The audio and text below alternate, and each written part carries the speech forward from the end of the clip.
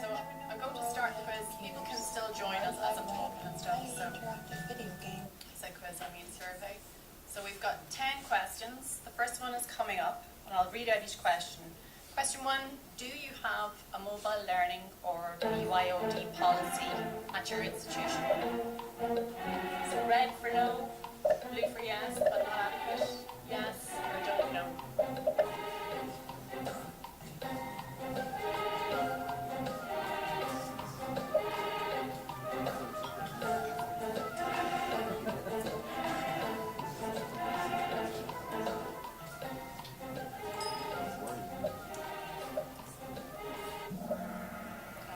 So everyone's given their answer, and we can see that majority are saying no. So very lucky for us that we have John Kelly with us today from Just Legal. And John is going to be talking about a lot of things, but one of the things he'll talk about is policy. And he'll also refer us to the BYOD legal toolkit, which is very helpful for institutions who are trying to establish themselves in this area. Okay, so moving on to the second question. Everybody ready? Question 2. What would be the primary reason for your organisation to implement BYOD? So what would be the primary reason? Cost cutting, empower learners, more access to internet, or get around issues with old equipment?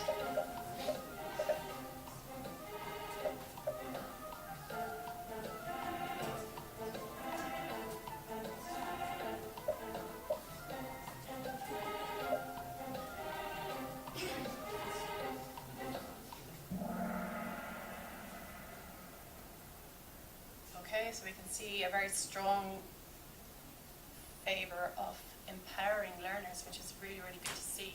Some other reasons might be to increase engagement and to also make collaboration more easy. But it's really nice to see that people are thinking about empowering learners. Okay, let's move on to question 3. Question 3, what do you think the biggest challenge for BYOD is? There are a number, but here we have connectivity, range of devices to support, staff attitudes, or maybe is it security?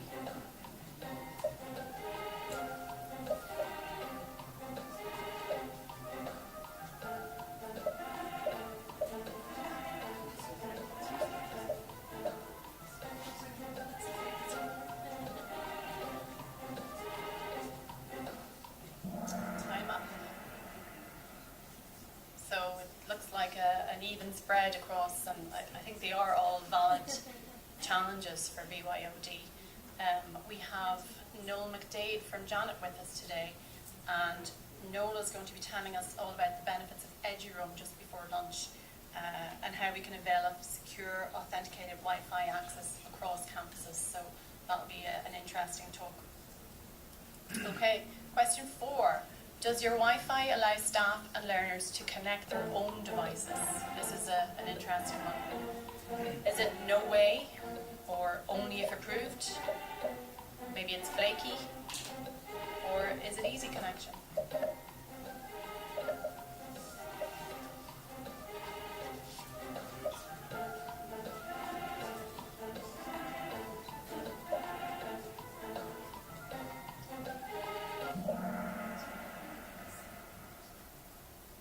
So you can see it's only approved, and a lot of people are saying easy connection, which is really nice to see.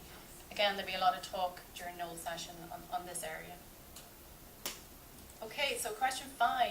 What do learners mainly use their own devices for on your campus? Is it evidence capture, collaboration, surfing, or social media?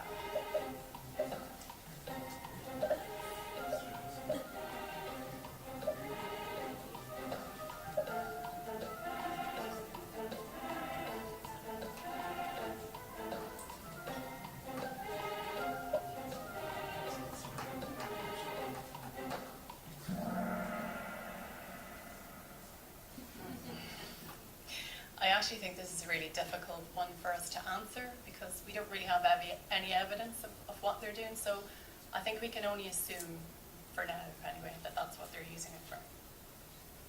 Okay, Okay, so moving on to question 6. How do staff regard the use of mobile devices in talk sessions? Do they see it as disruptive, not permitted, useful for finding information, or good as an assessment tool?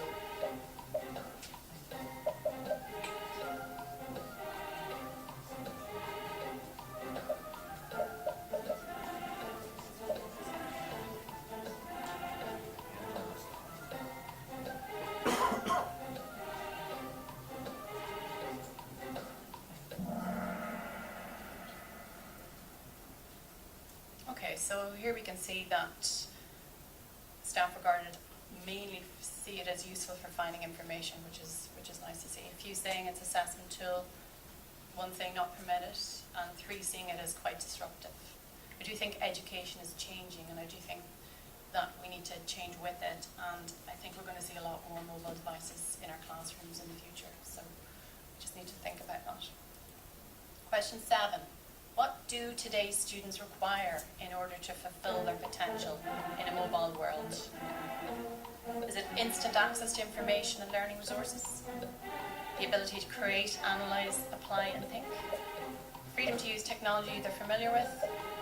Or more talk and chalk sessions?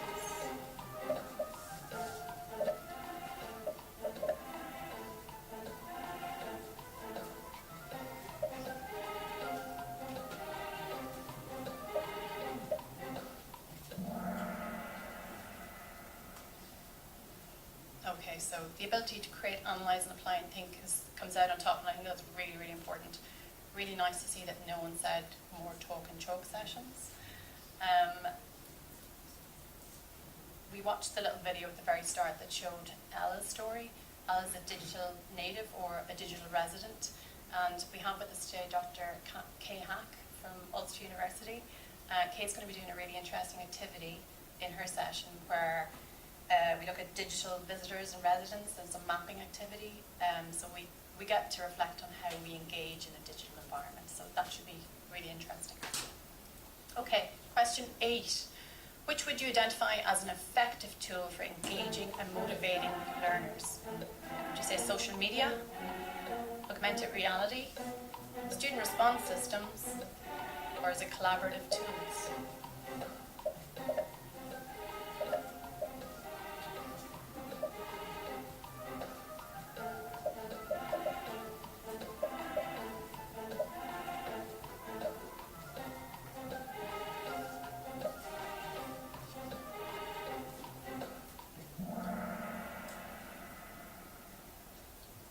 Okay, so it looks like the majority are going towards collaborative tools. I actually think they're all really important and they all tick the box for engaging, motivating learners when used in the right context. We have Sarah Williams with us today from Coleg Cambria in Wales. Sarah's talk just after lunch focuses on connecting, engaging and motivating learners with mobile devices, and Sarah's got some very nice examples of how she's managed to do that in her presentation, so look forward to that as well. Okay, question 9. How much effort would you imagine is involved in creating augmented reality materials? So how much effort? Little effort? Some effort? Quite a lot? Or would you say it's substantial effort to create augmented reality materials?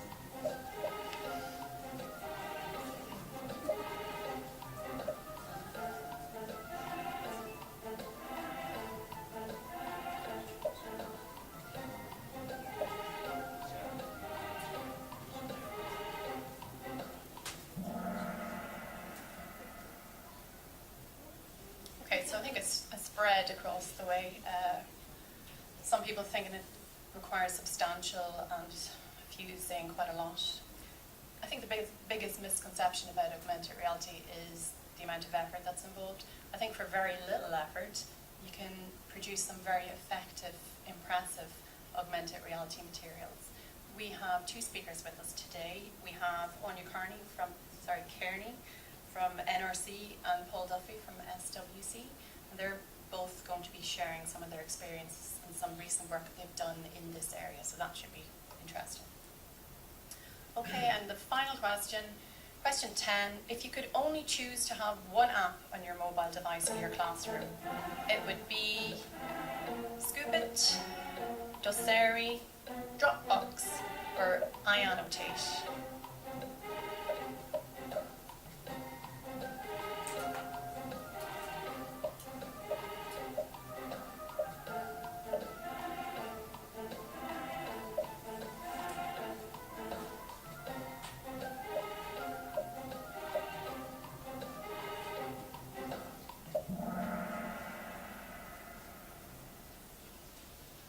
Okay, so Scoopit getting the least votes and the rest quite even. I see a few people have chosen Doceri. We've got a session at the very end of the day where James Diffin will be giving us a demo of Doceri, which is a lecture capture and interactive whiteboard app. Really, really impressive tool that you can use on your iPad. And you'll get to play with that a little bit as well before we finish up for the day. So that's it, folks. 10 questions. We've kind of got a feel for what people are thinking or where